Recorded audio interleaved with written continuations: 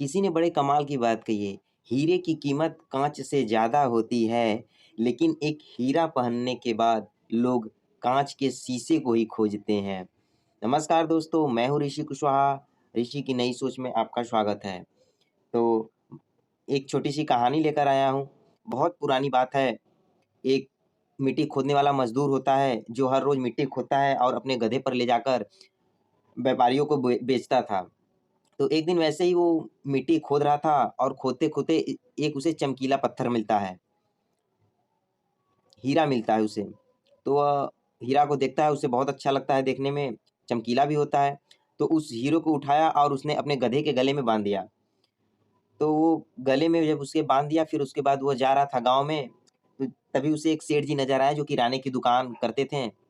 उस सेठ जी ने उस चमकीले पत्थर को देखा कि गले में गधे के चमकीला पत्थर बना है, तो उन्हें बहुत अच्छा लगा। तो उस मज़दूर से उन्होंने कहा कि तुम कहाँ जा रहे हो इसे लेकर? तो वो कह रहा है कि मैं मिट्टी बेचने जा रहा हूँ। तो उसने बोला कि मैं इस मिट्टी की बात नहीं कर रहा हूँ, मैं इस चमकीले पत्थर की बात कर रहा हूँ जो तुम इसे गधे के गले में बाँध कर लेकर जा रहे हो। तो उसने कहा कि मैं मिट्टी खोद रहा था तो उसमें मिला है ये पत्थर और मैं इसे किसी को नहीं दूँगा। तो कहा तो वो सेठ जी कहते हैं कि मुझसे कुछ पैसे ले लो और यह चमकीला पत्थर मुझे दे दो क्योंकि मुझे बहुत ही अच्छा लगा। तो मज़दूर जो था वो कहता है ठीक है, मुझे आप 1 किलो गुड़ दे दीजिए, ₹50 की गुड़ होती है, 1 किलो गुड़ दीजिए मैं आपको ये चमकीला पत्थर दे दूँगा।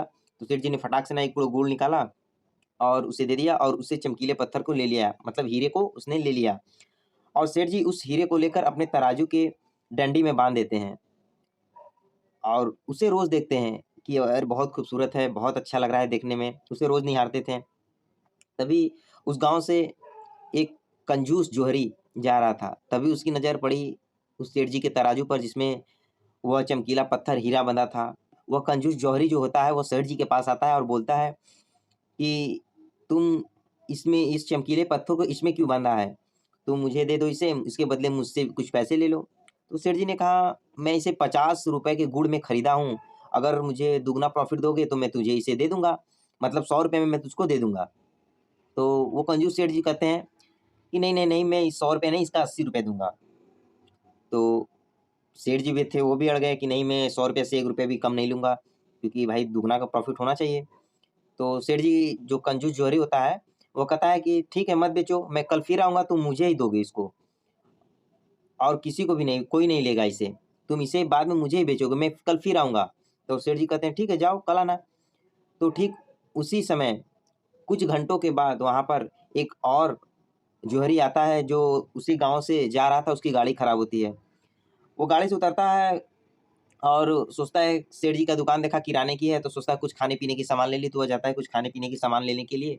तो वहाँ पर उससे उसकी आँख से उस चमकीले पत्थर हीरे की नज़र पड़ जाती है।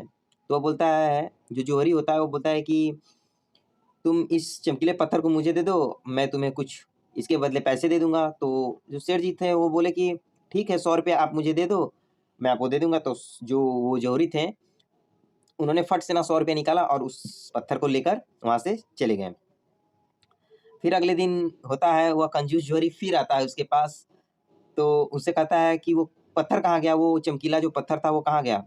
तो सेठ जी ने कहा मैंने तो उन्हें कल ₹100 में बेच दिया, आपने नहीं लिया, 80-80 बोल रहे थे, बहुत झेझ-झेझ कर रहे थे, मैंने ₹100 में उनको बेच दिया। तो वो जो कंजूस चोरी था वो कहा है कि तुमने ये क्या किया? तुमको पता था वो क्या था? वो एक हीरा था, लाखों का हीरा था जो तुमने सिर्फ़ ₹100 में बेच दिया।